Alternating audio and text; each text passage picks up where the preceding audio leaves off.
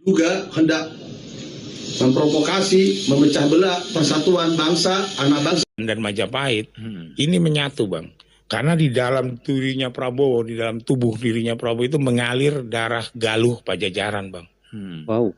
Coblosan itu sangat lama, sangat panjang. Dan itu membuka peluang terjadinya kecurangan-kecurangan. Jokowi. Bergabung dengan koalisi Prabowo itu ada keuntungan dan kerugiannya. Kalau bergabung dengan dapat terungkap secara tuntas dan jelas. Jangan hak angket hanya untuk pilpres. Nah ini salah.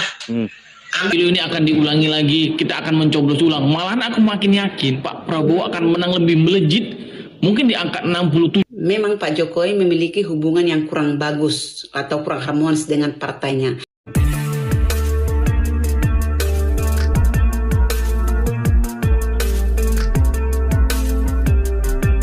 Ya pemirsa, selamat datang kembali di channel Ujang Halu.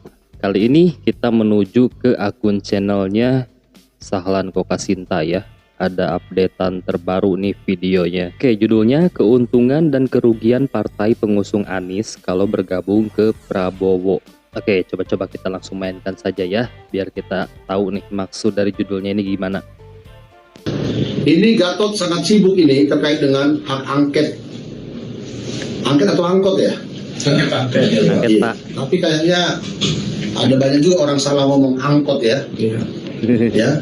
Di mana Gatot, Adena Pitupulu, Repli Harun, KF 10 Kata, Amin Rais, Ferry Amsari, Faisal Assegaf. Saya minta kepada semua aktivis PKN, tolong dipantau ini semua, ini gerakan-gerakan mereka ini ya.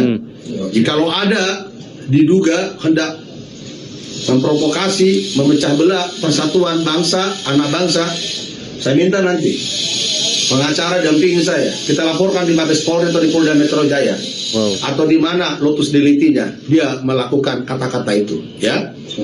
Sebab mana itu tadi fotonya Pak Sudirman ya, ya. Harusnya kalau dia seorang jenderal, ya, apa atau ada yang tahu rumahnya Pak Gatot Nurmantio, biar dikirim ini kepada dia ini, ya. Dia kan jenderal, diteladani nggak ini Jenderal Sudirman ini? Atau Ahmad Yani atau DI Panjaitan, ya. Sedangkan Letnan 1 ya, Priya Tandean ketika datang Cakrabirawa hendak menculik Abdul Haris Nasution yang adalah Jenderal Menhankam Pangap pada waktu itu kalau nggak salah jabatannya, ditanya mana Nasution, dia bilang apa? Apa dia bilang? Aku Nasution. Saya Nasution, aku Nasution. Langit tuh sayang sama Indonesia. Kenapa? Dengan Prabowo terpilih, maka persoalan Tanah Jawa yang tadinya terpecah oleh sebuah sejarah ya antara Pajajaran dan Majapahit, ini menyatu, Bang.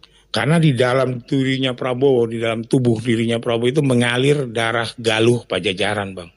Wow. Dan juga mengalir darah Banyumas. Jadi menyatu, Bang. Iya, iya. Jadi Prabowo ini memang tokoh penyatu Tanah Jawa, Bang, yang memang harus lahir gitu supaya Indonesia selamat. Makanya lahirlah presiden dari Gunung Slamet. Ya, pakai handphone udah sekarang. Nah, kita masih pakai paku.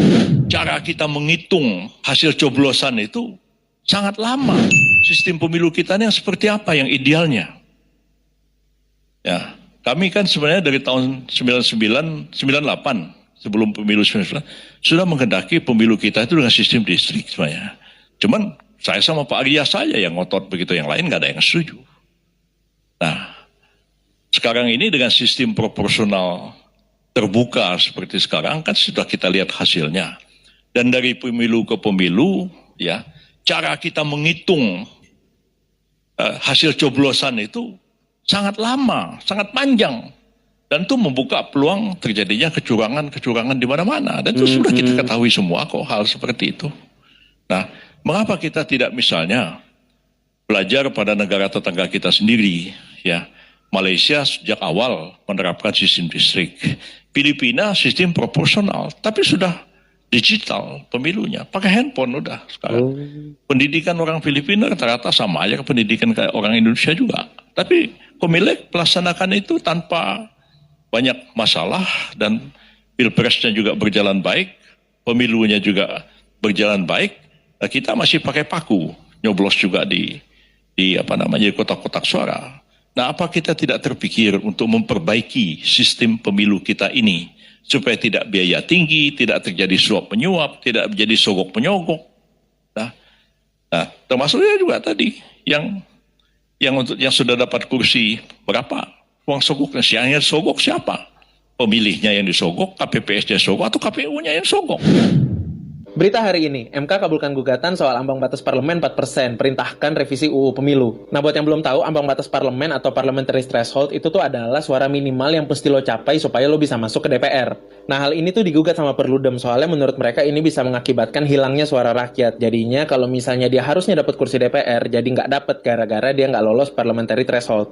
Contohnya kayak PSI, sekarang ini kan dia lagi harap-harap cemas nih, dia bisa lewat 4% apa enggak. Dan dikabulkan sama MK. Nah, terus PSI bisa masuk Senayan dong? Nah, enggak, ini nggak berlaku buat hasil pemilu 2024. Ini baru mulai berlaku di pemilu 2029 dan seterusnya. Keuntungan dan kerugian partai pendukung Anies gabung ke koalisi Prabowo Gibran. Baru-baru ini, partai pendukung Anies kelihatan mulai gamang. Apakah akan berkoalisi dengan Prabowo atau tetap menjadi oposisi kelompok perubahan? Bahkan udah ada yang diajak makan malam dengan Pak Jokowi. Bergabung dengan koalisi Prabowo, itu ada keuntungan dan kerugiannya. Kalau bergabung dengan koalisi Prabowo, akan mendapatkan akses kekuasaan yang lebih besar. Perlu diingat, kalau Indonesia itu adalah negara yang menganut sistem presidensial, di mana kekuasaan banyak berada di lembaga eksekutif atau presiden. Kalau menganggap politik sebagai sebuah ibadah atau amal ma'ruf nahi mungkar, jelas menjadi bagian dari koalisi akan lebih mudah menjalankan ibadah amal ma'ruf nahi mungkar ini, karena kekuasaannya lebih banyak ada di eksekutif. Di sisi lain, bergabung dengan koalisi Prabowo juga ada kerugiannya. Di dalam sebuah negara demokrasi, kita memerlukan pengawasan atau check and balance. Kalau semua partai gabung ke koalisi pemerintah, khawatirnya pemerintah jadi ugal-ugalan, bikin kebijakan yang nggak perlu rakyat. Kayak di periode kedua Jokowi ini, dia revisi Undang-Undang KPK, ngerevisi UU ITE, dan juga mengesahkan UU Cipta Kerja Omnibus Law. Selain itu juga, partai yang oposisi biasanya kader-kader mudanya sulit berkembang. Karena ketika oposisi, ruang-ruang kontribusi, ruang-ruang kolaborasi jadi terbatas. Karena partai cuma eksis di parlemen aja, nggak eksis di eksekutif. Selain itu juga, menjadi oposisi itu rintangannya berat. Bisa-bisa dieksekusi masyarakat atau diberikan stigma negatif.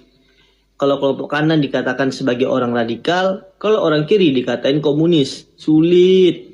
Tapi, terlepas dari apa pilihan partai pendukung Anies nanti, kita wajib menghormatinya. Karena setiap partai punya kepentingannya masing-masing. Dihina pincang udah, dihina nggak punya istri udah, tentang MK udah, tentang HAM udah, penculikan udah, food estate udah, terus korupsi pesawat bekas udah, apalagi hina makan siang gratis udah, dirty food udah, quick count curang udah juga. Apalagi nih, apalagi, ayo, mumpung Pak Prabowo sama Mas Gibran belum dilantik.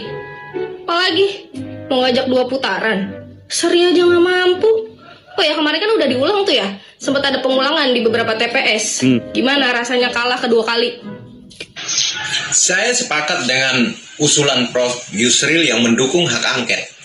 Tapi hak angket untuk seluruh proses pemilihan tahun 2024 ini, sehingga segala kecurangan, segala keburukan, segala perilaku-perilaku yang dituduh dapat terungkap secara tuntas dan jelas. Jangan hak angket hanya untuk pilpres. Nah, ini salah. Anda mengadili orang lain, sedangkan perilaku Anda sendiri tidak diadili, tidak dicari tahu keburukannya. Lalu, apa tujuan Anda untuk hak angket hanya khusus untuk pemilihan presiden? Sedangkan pemilihan itu mencakup pemilihan DPD, pemilihan DPR pusat, DPR kabupaten dan provinsi, sehingga semua harus diangketkan. Nah, itu baru saya setuju. Sehingga Anda sendiri bisa mencari tahu keburukan Anda sendiri dan kejelekan. Buat pendukung 01 dan 03, aku mau bertanya sedikit sama kalian, apakah kalian di barisan pendukung yang fanatik atau yang realistis gitu? Dengan hasil ini, Apakah kalian masih percaya bakalan ada putaran kedua, atau kalian ini udah legowo dengan kemenangan Pak Prabowo gitu? Karena susah sih sekarang, kebanyakan yang mikir curang, yang datanya nggak tepat, sehingga susah untuk menerima kemenangan Pak Prabowo. Dan di sini aku bukan bertanya tentang program lah, tentang visi misi, itu kita kesampingkan. Ini tentang hasil pemilu ini yang sampai saat ini masih nggak diterima oleh kubu 1 dan kubu 3. Dan kalian para fans yang, maksudku yang normal lah, yang bukan fanatik itu, apakah kalian sudah setuju dengan kemenangan ini atau tidak? Memang kalau kalian masih berharap wah bisa bakalan putaran kedua nih karena ada kecurangan ini, itu terserah kalian. Bahkan aku sendiri, seandainya pemilu ini akan diulangi lagi, kita akan mencoblos ulang, malahan aku makin yakin Pak Prabowo akan menang lebih melejit,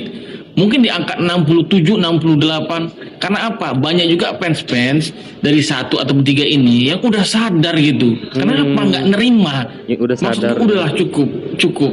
Sadar kalian, sadar. Berubah pikiran ya. PDIP Megawati Soekarno Putri diprediksi dalam waktu dekat akan menarik kadernya yang...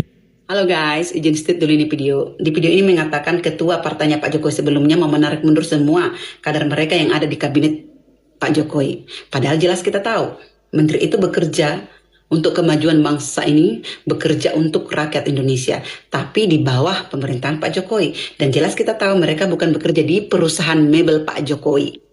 Memang Pak Jokowi memiliki hubungan yang kurang bagus atau kurang harmonis dengan partainya. Tetapi Pak Jokowi memiliki hubungan yang bagus dengan menteri-menterinya. Tapi di momen ini kita akan melihat siapa sih orang yang benar-benar mencintai bangsa ini, siapa sih orang yang mau Indonesia ini maju, apakah Pak Jokowi ataukah partainya, ataukah menteri-menteri yang diusung sama partainya. Kalau alasan penarikan menterinya itu dari kabinet Pak Jokowi karena hubungan Pak Jokowi kurang harmonis dengan partainya, itu akan membuat kadernya yang berada di kabinet Pak Jokowi itu kebingungan, alias seperti makan buah si malakama. Dimana kalau mereka akan berkata, biarkanlah kami bekerja sampai habis masa jabatan kami, mereka akan dicap tidak loyal terhadap partai. Tapi kalau mereka ikut keluar sesuai perintah partai, mereka akan dicap, oh petugas partai toh, kirain benar-benar bekerja untuk bangsa ini. Karena kan akan dapat gelar seperti itu. Kasian jadi dong, kalau ada, dilema jadi ya. kalau partai mengatakan kami itu menginginkan kemajuan bangsa ini, kami itu pro rakyat, kadermu juga rakyat. Kalau kamu pro dia, kenapa kamu menarik dia mundur dan menjadikan dia pengangguran? Padahal dia itu orang yang pintar dan berpotensi. Kenapa kau tidak membiarkan mereka mendedikasikan tenaga pikiran mereka untuk bangsa ini kalau benar kau mencintai bangsa ini? Tapi by the way, mungkin teman-teman sekalian pernah lihat videonya ketua partainya Pak Jokowi sebelumnya ini pernah berpidato. Nanti kalau kita menang jangan ada yang bilang seperti ini ya, Ibu, partai kita kan banyak kemenangan nih, kita punya banyak kursi di anggota dewan, jadi kalau kursi di kementerian 4 aja ya Bu. Enggak mau, kata ibu ini. Terus berarti dia minta yang lebih banyak kan kursinya, dan sekarang dia mau menarik semua orang-orang yang duduk di kursi itu untuk keluar dari kabinet tersebut. Pak Jokowi akan, kalau saya Pak Jokowi akan bilang gini, ya elah mak, gua bilang juga kemarin 4, gua kasih juga 4 untuk menghargai aja. Sebenarnya mau gua kasih 0 aja karena ribet. Kalau aku Pak Jokowi. By the way, itu kursi impian banyak orang yang pastinya sudah banyak orang antri dan sudah banyak orang yang merekomendasikan dirinya untuk duduk di kursi itu. Sebagai negara demokrasi, ini opini saya, pastinya ada pro dan kontra. Untuk timnya Anies, kalian tuh dari Lembong itu emang ada informasi bahwa menang 60% ya, sama kayak kejadian 2019 dulu. Prabowo dikasih informasi menang katanya, menang mutlak. Prabowo udah sujud syukur, tahu kalah KPU. Sekarang begini juga, dibikinnya trik-trik kayak gitu biar mancing keributan, biar nekan terus dibilangnya lah KPU yang curang. Trik kalian tuh udah kebaca, sifat-sifat busuk kalian tuh udah kebaca atau enggak? Gimana kalian supaya untuk memicu agar rakyat ini marah, dibikinlah kayak gitu. Ya sekarang aja yang demo kalian banyak. pun punya data bahwa kalian menang. Kalian tuh emang benar-benar licik ya gaya kalian ya. Tapi rakyat udah tahu, udah cerdas sekarang ya. Cuma aja kalian kayak gitu, gak ada hasilnya. Tetap KPU nanti yang dilantik tuh Prabowo Gibran juga jadi presiden dan wakil presiden. Oke. Mudah-mudahan ya Pak ya. kayak gini nih demen nih ya. Orang-orang cerdas semua nih, opini-opininya tuh bener-bener bikin kita mikir gitu ya, jadi ikutan mikir gitu kan. Nah, by the way, opini kalian gimana nih mengenai video ini? Coba kalian tinggalin komentar kalian di kolom komentar. Ujang ucapan terima kasih kepada kalian yang sudah mampir. Semoga kalian terhibur, sehat selalu, lancar rezeki. Ujang lupa pamit, sampai jumpa lagi di next video.